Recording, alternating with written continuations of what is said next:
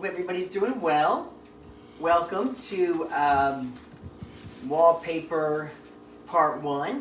What I'm going to do today, a short video on just making sure everybody, we've been in class a few weeks now, so I just want to make sure everybody's got the idea of, how to start some of your layouts, what do we mean when we say color plates, how do we get different techniques, and again, we talked about different papers and stuff, but this is a little bit more up close, so we can figure out how we even start, laying them out, okay? So, in front of me, this is a beautiful piece from Clarence House.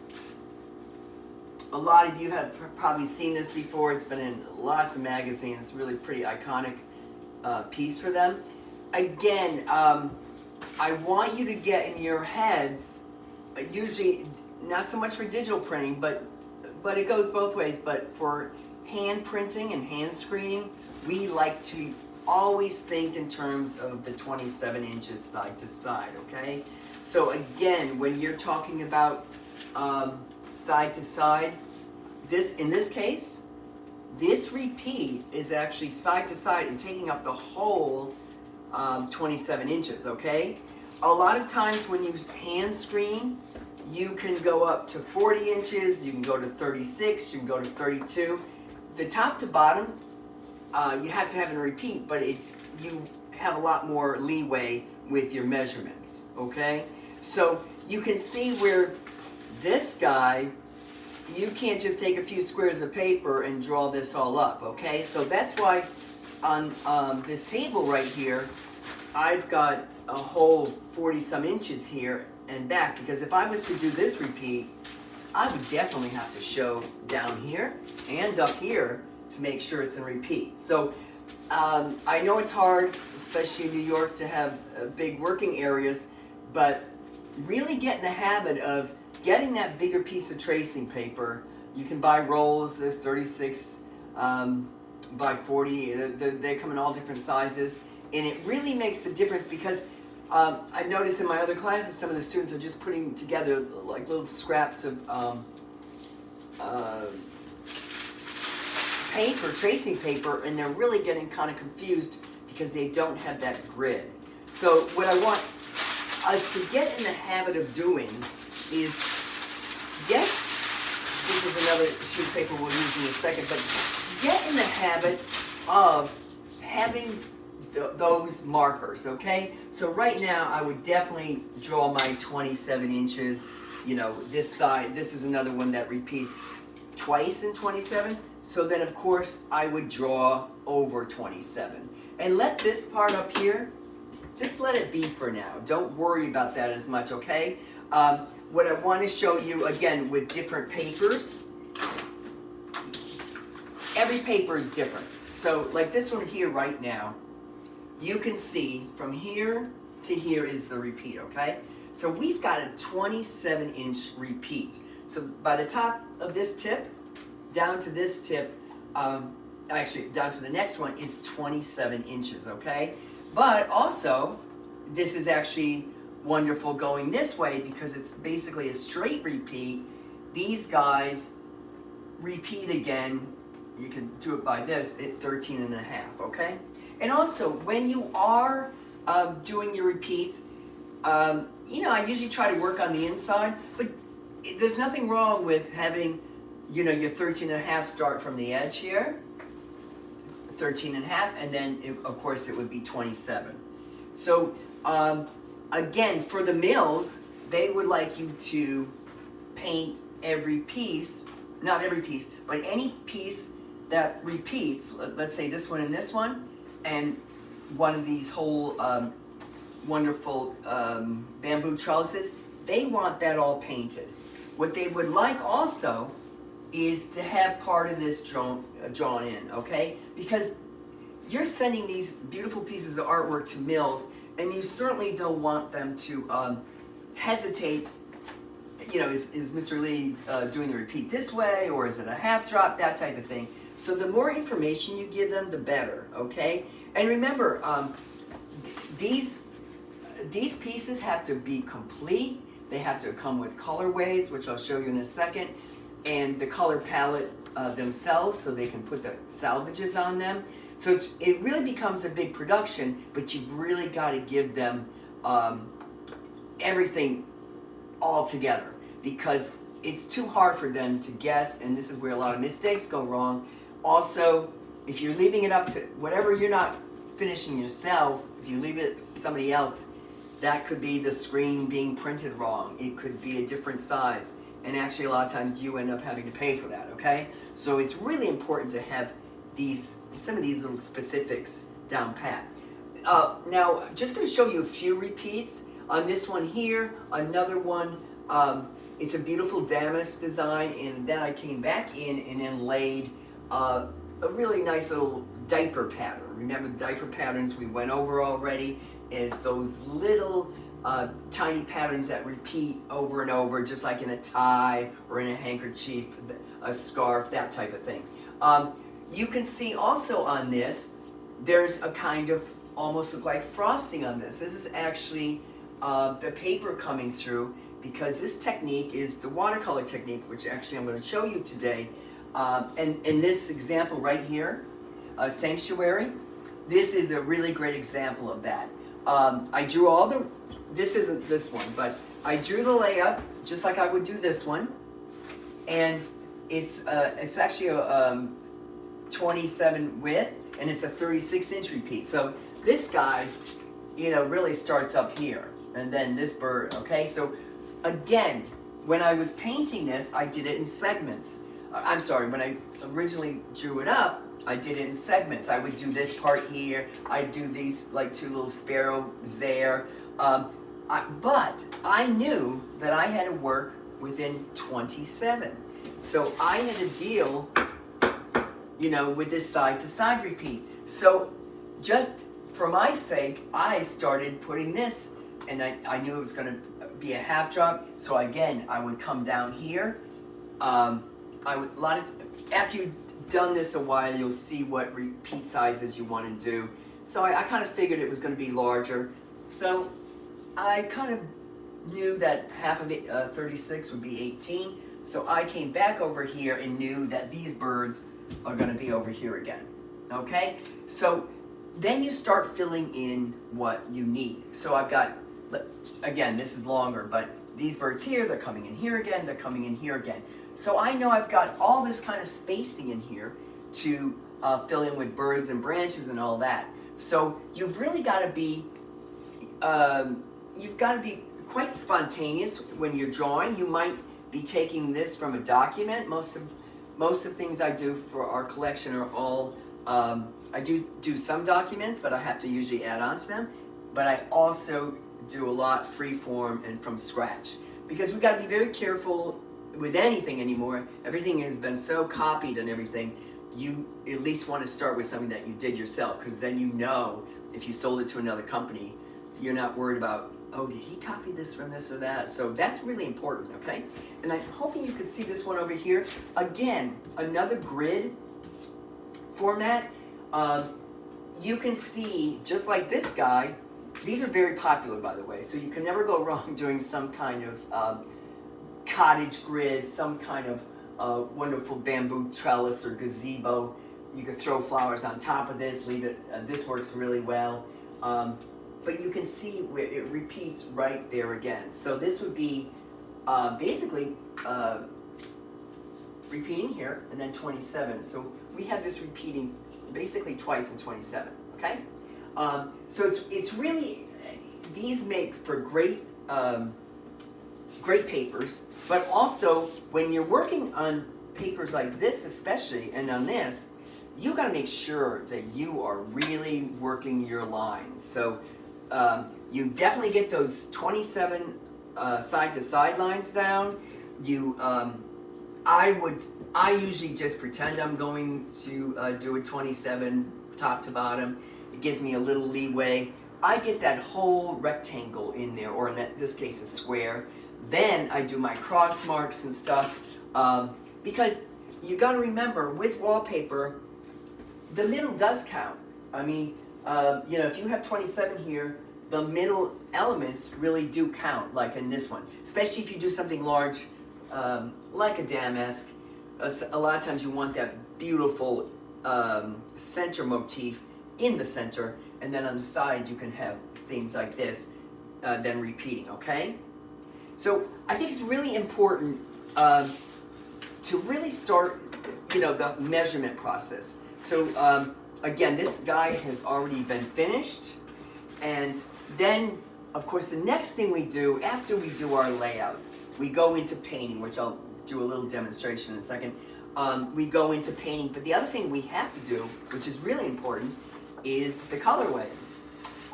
In wallpaper, I usually do 6 to 8 different colorways, and I've noticed with different clients, a lot of times, they design, they might have 2 or 3 clients, they work the same kind of room layouts and stuff, and a lot of times what they'll do is just change the papers, because I make sure I have them in a multitude of colorways, okay? And the other thing is also with fabrics or wall coverings, it's very important to, this is actually based on an old document that the French fashion house Pierre Frey has done, and they do most of the things in fabrics and wovens, and then I've worked for them for about 20 some years now, and I've done quite a few of their wall covering collections. Again, most of the historic pieces.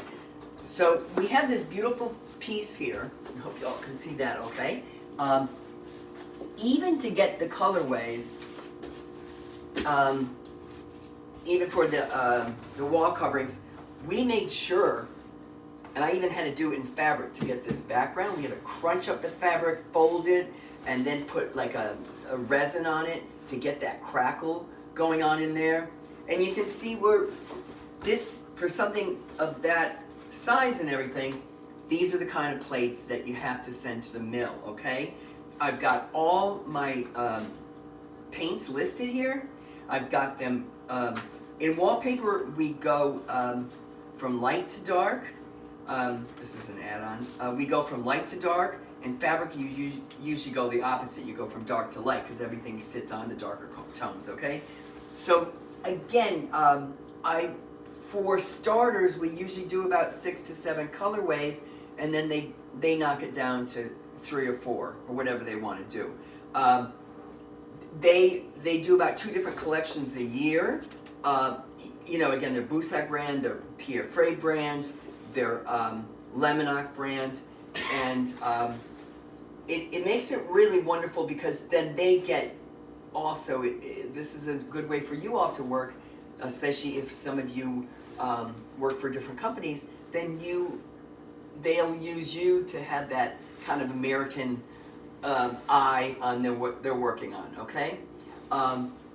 So it's really a great way to start your business and then break off with different clients, okay? And we, like I said, it's probably really 25 years. So if you do great work and you're consistent and you deliver and make all the deadlines, you can have a client for a very long time. So what I want to do today is just, again, this is just, I want everybody just to see the practice. A lot of you are doing these projects digitally, which is really great because there's as many digital mills now as there is hand screen. So what I want to show you, which is this guy here, this has actually been probably one of our best sellers. You can see from, there's a woman in California that does these beautiful animal prints. She hooked up with us. A lot of times we show her on our websites, she shows us, and it just makes for beautiful rooms. This has been in about 6 different magazines, including House and Garden here and House Beautiful, and in England also. We have a showroom in England, so we write in London, and so we get a lot of calls and sales on this one. It's beautiful for yourself, and it's very it's wonderful for nurseries. We didn't even think about that when we first did it, but it's called Sanctuary, and as you can see from here, it's all different nurseries.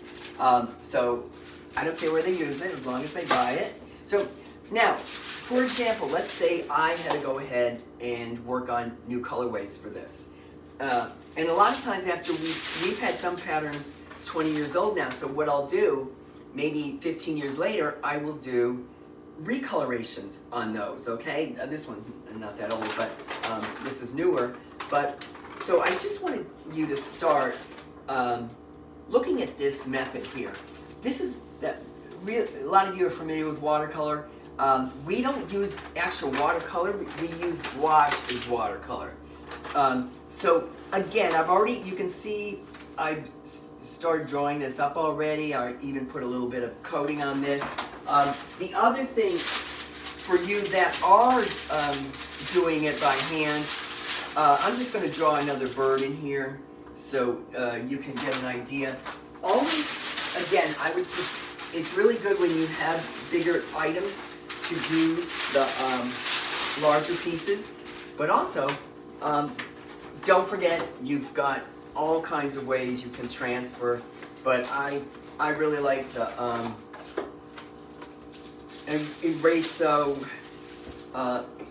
the Sorel wrap for this. So what I'm going to do now is I'm just going to finish another bird in here, okay?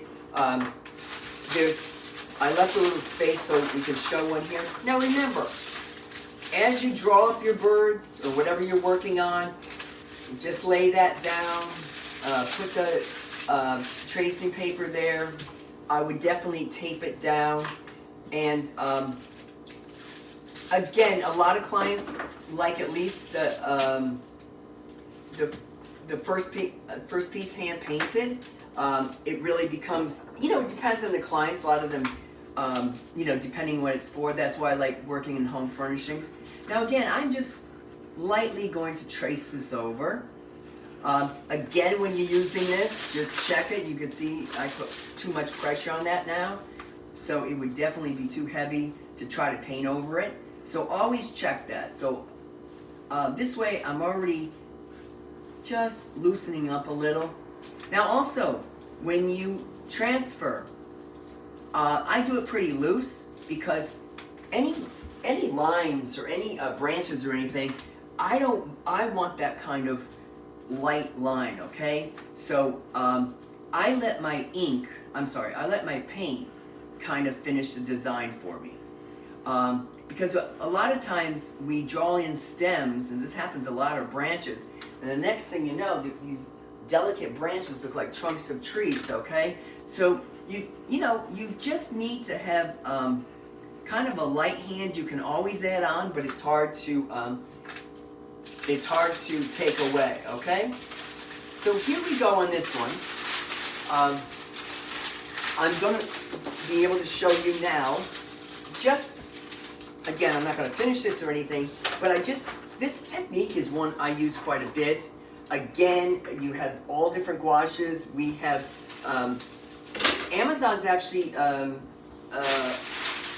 has a great set of gouache that I'll give you the name later, but they have a great set of gouache that I've been using. Of course, we usually use Winsor Newton, we use Holbein.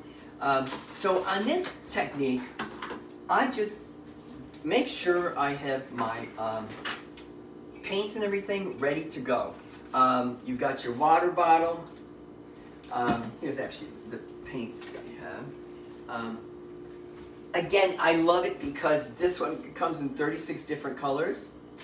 And I gotta say, I've had no problem with them. I usually always use Winsor Newton and Holbein, but I want to try out different ones because sometimes, different stores don't carry them, especially, during what we're all went through the last year. You've got, it's, thank God for some of these services. Now, you can see what I'm doing. I'm just adding a little bit of gouache in here. I'm changing color because it doesn't matter, because this is more for example, okay? And for this technique, make sure you have a lot of water bottles around here, okay? It's really important to have your Kleenex, a Kleenex handy, and then you can start. You mix this up, you know, nicely. You get to a good consistency. It's almost like a heavy cream. It's just about dripping. I'm just going to put one more drop in that. I use ice cube trays because they're really able to get all the colors I want to see in there. So again, always make sure, in this case, make sure that you're looking at your reference, okay? I see so many people drawing things up without reference and all that. No matter what a great drawer you are, it just really makes a difference, especially if you're copying over something that you have to do, okay? So right away, I'm just gonna give this little sparrow a nice little belly. And here you see, I'm just lightly going into this. I make sure I get my brush, and now I just let the brush do the work. I actually rinsed out my brush a bit, and I'm getting this wonderful kind of light, you know, a little bit deeper at the bottom and a lighter on top. And then again, this is good for any, whether it's animals, trees, leaves. It's really a good method for almost anything. And then, now remember, when you're using watercolor and you're kind of, I like to dance around and, you know, do different motifs at different times. There, I have another wonderful leaf right there, and I'm just lightly putting in the shading a bit. And there, I just stop. You saw me go back and rinse my brush out. Now I feel maybe I got a little bit more on this, so I'm just gonna, okay, damp that a little too much, but just let it go now, okay? So you can see where this starts becoming a really pretty kind of soft painting. Again, fortunately, digitally, this one is for a hand-painted mill, but fortunately, this becomes, the way they work this is this all becomes halftone, okay? So when we say halftone, you can see where it's really half the color. And mills are able to do halftones pretty much without a problem. It actually takes the place of having another screen, but if it becomes too different, if I was using turquoise there now, I couldn't call it a halftone because of the fact that I switched colors, okay? So again, I'm getting that wonderful kind of depth of color in here. Sometimes just because I could change brushes. Maybe, okay, I let this one just hang there a little bit more, and now I'm letting it go into here, okay? Because this is the bottom part of the leaf, and I really wanted it to be a little bit separated from the top part, okay? So again, you continue this, but you continue, you know, with the different tones. Remember, I've got a certain amount of colors in here. I've got a certain amount of colors here that I used. So I can't go and just, you know, put 10 more colors in here. I really have, I think, about 6 colors here, and I've got to stick to that, okay? So now I'm actually, little birds of a feather, I'm going back into the other one and really letting this, you know, find its way and shaping out its head, okay? Again, just pressing down a little bit, and then, now, even if I want to go darker on this, I'm going to get I've got brown paints that I've been using. The good thing about these ice trays is you can always go back and, you know, after you're done using them, you can always go back, just add water, and the paint comes back to life again, okay? So I hope you've got a lot out of this one. Again, it's just that kind of light etherealness, which really makes a nice technique, okay? Good.